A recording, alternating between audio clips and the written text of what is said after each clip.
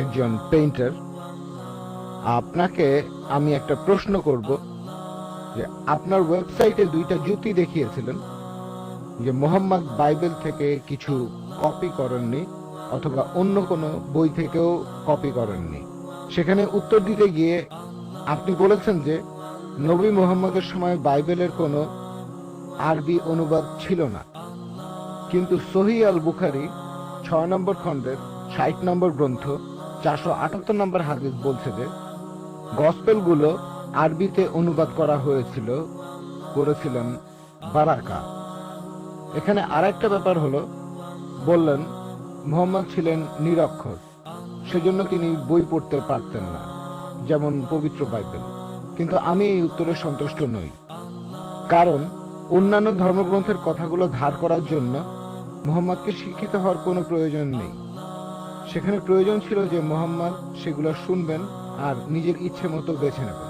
এই কথাগুলো শোনার পরে মুহাম্মদ সেগুলো সংশোধন করেছেন, তারপর তিনি ধর্মীয় আবরণে সেটাকে ঢেকে দিয়েছেন আর দাবি করেছেন এটা আল্লাহর আসমানি কিতাব। ভাই, আপনি খুব সুন্দর প্রশ্ন করেছেন।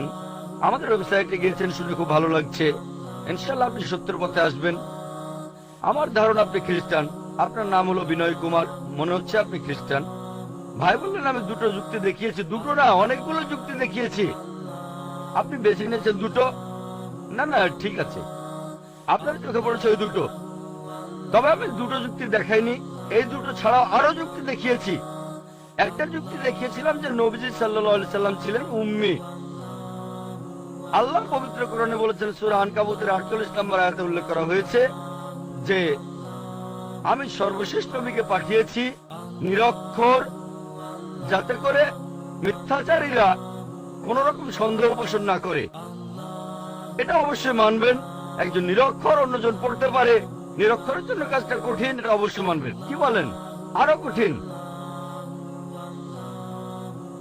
হবে। আর যে লোক পড়তে পারে তার পক্ষে নকল করা সহজ কাজ। সে পড়তেও পারে, শুনতেও পারে। যে মানুষটা নিরক্ষর সে শুধু শুনতে পারে। তাহলে তর্কের খাতিরে অন্তত পক্ষে এটুকু মেনে নেবেন, কাজটা কঠিন, এটা মানেন? ভালো, মাশাআল্লাহ। তাহলে আমি এই পয়েন্টগুলো বলেছিলাম, এটা একমাত্র পয়েন্ট না, অনেকগুলো পয়েন্টের মধ্যে এটা হচ্ছে একটা। এরপরে আরো পয়েন্ট আছে। আরেকটা কথা আপনি বললেন, আমি বলেছি তখন বাইবেলের আরবি সংস্করণ ছিল না। আমি এখনো সে কথাই বলছি।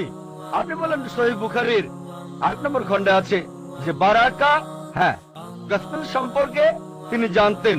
কোথাও বলা নেই তিনি অনুবাদ করেছিলেন। ভাই, আমি চ্যালেঞ্জ করছি, আপনাকে চ্যালেঞ্জ করছি। আমি খ্রিস্টানদের কথাই বলছি।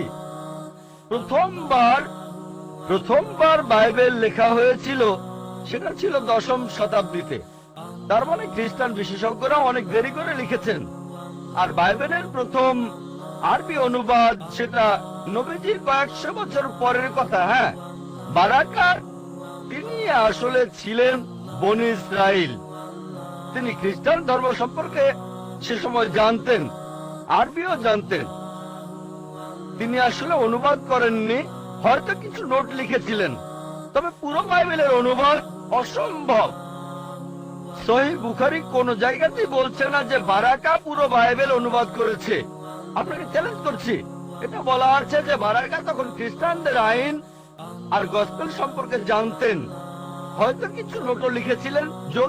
যদি সালমান রুশদির কথা তো শুনেছেন। সালমান রুশদির বইতেও কোরআনের আয়াত আছে, কিন্তু বইটাকে তো কোরআন বলা যাবে না। সালমান রুশদি বই লিখেছিল পবিত্র কোরআনের বিরুদ্ধে। তার সে বইতে পবিত্র কোরআনের কিছু আয়াতও ছিল, তার মানে এই না যে সেটাই কোরআন। এছাড়াও অনেক লেখক, যেমন আমি অনেক বই লিখেছি, তারপর সেখানে কোরআনের কিছু আয়াতও দিয়েছি।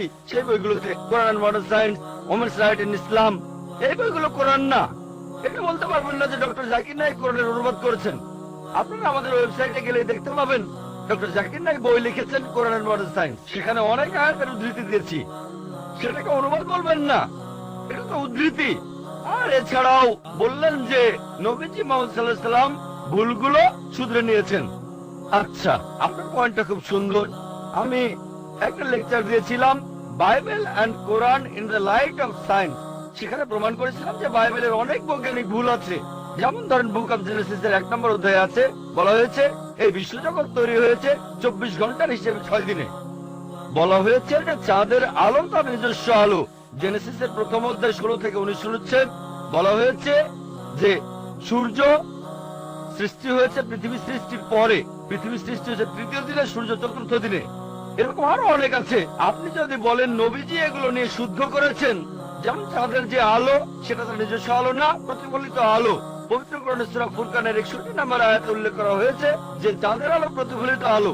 কোরআন বলছে বিশ্বজগৎ সৃষ্টি হয়েছে 6টা আইয়ামে, 6টা লম্বা সময়কাল।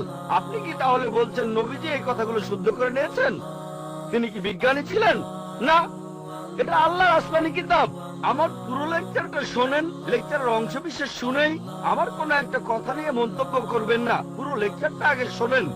সেখানে আমি বলেছি যদি আপনার কথা মেনেও নেই, তর্কের খাতিরে যে বাইবেল থেকে নকল করেছেন তারপর শুদ্ধ করেছেন, কোন মানুষের পক্ষে কি এটা সম্ভব? 1400 বছর আগে বাইবেলের সবগুলো ভুল শুদ্ধ করবেন তিনি? সবগুলো ভুল শুদ্ধ করবেন?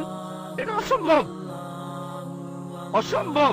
এতে প্রমাণ হয় যে তিনি এটা লেখেননি, এটা লিখেছেন আমাদের স্রষ্টা আল্লাহ তাআলা। আশা করি উত্তরটা পেয়েছেন।